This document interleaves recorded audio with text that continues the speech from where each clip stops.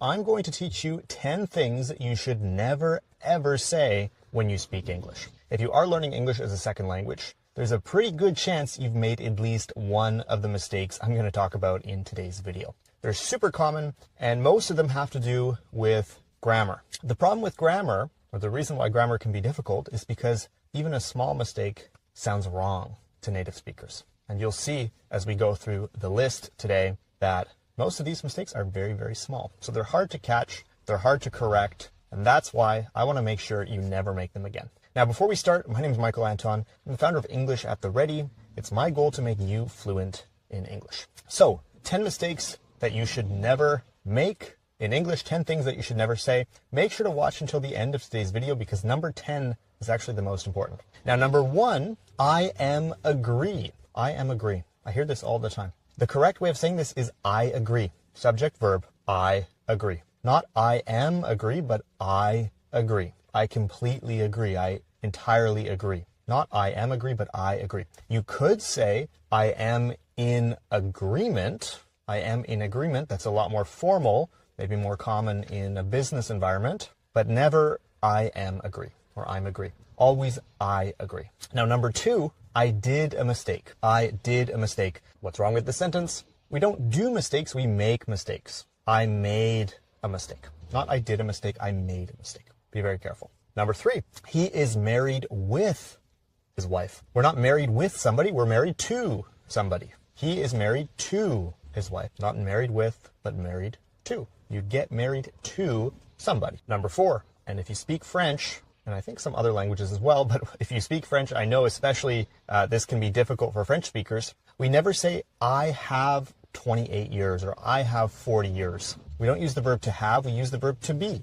I am 20, 30, 40 years old. I am 20 years old, 30 years old, 40 years old. We never use have. We don't say I have 25 years, we say I am 25, 30, 40 years old. Mistake number 5. Can you borrow me $20? Can you borrow me? This is tricky because borrow could be used in the same conversation, but it's used slightly differently. When you borrow money, you take money from somebody. In this case, when you ask somebody for money, you ask to lend money. Not borrow, but lend. Can you lend me $20? Remember, when you borrow, you take. When you lend, you give. Borrow is take, lend is give, and there's always an expectation that you will return what you take, or the person will return what they took. So, can you lend me $20? Yes, I can lend you $20. You can borrow $20. Now, number 6, I'm waiting you. I'm waiting you. I'm waiting for you. Don't forget the preposition for. I'm waiting for you. We never wait something or somebody. We always wait for it. For example, I'm waiting for the train. I'm waiting for my friend. I'm waiting for the bus. Number 7, if you don't know what something is called, if you don't know the word for it, never say, how is it called? How is it called? That sounds wrong to native speakers. Instead, you need to say, what is it called? Or what's it called? Or what do you call this? What's it called? What do you call this? Not how is it called, but what's it called? What do you call this? Very common mistake. All right, let's talk about comparatives when you're comparing two things. Never say more better.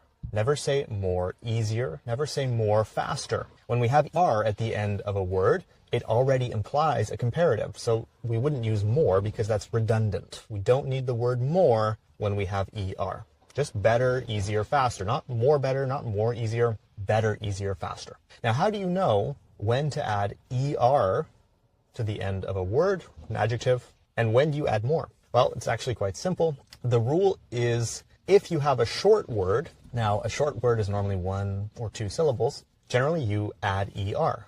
For example, easy becomes easier, fast becomes faster, etc. When you have a longer word, for example, beautiful, that's 3 syllables, beautiful, comfortable, 3 syllables, comfortable. Then we add more in front. For example, more beautiful, more wonderful, more fantastic, more comfortable. So if it's a shorter word, we tend to add "er" to the end. And if it's a longer word, we normally add more to the beginning. We never add more and "er" to the same word. Be very careful about that.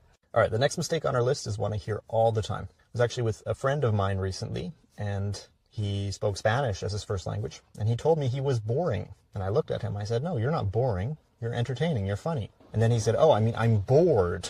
Boring and bored, what's the difference? Something that is boring causes you to feel bored. For example, the movie might be boring. If you're watching a movie, it's boring. You feel bored. You're not boring. The movie is boring. You feel bored. It's the same with interesting and interested. Fascinating and fascinated. You are interesting if you make other people feel interested. The movie was entertaining. I was entertained by the movie. So boring with the ing, tiring, entertaining, interesting. Whenever you have that ing form of the adjective, it indicates the cause. And the ed indicates the result. Something tiring makes you tired. Be careful about this. Don't say you are boring when you're actually bored. Now, last but not least, as I said earlier, this is the most important mistake on our list. This is something you should never, ever say when you speak English. It's one word. It's the word sorry. Never say sorry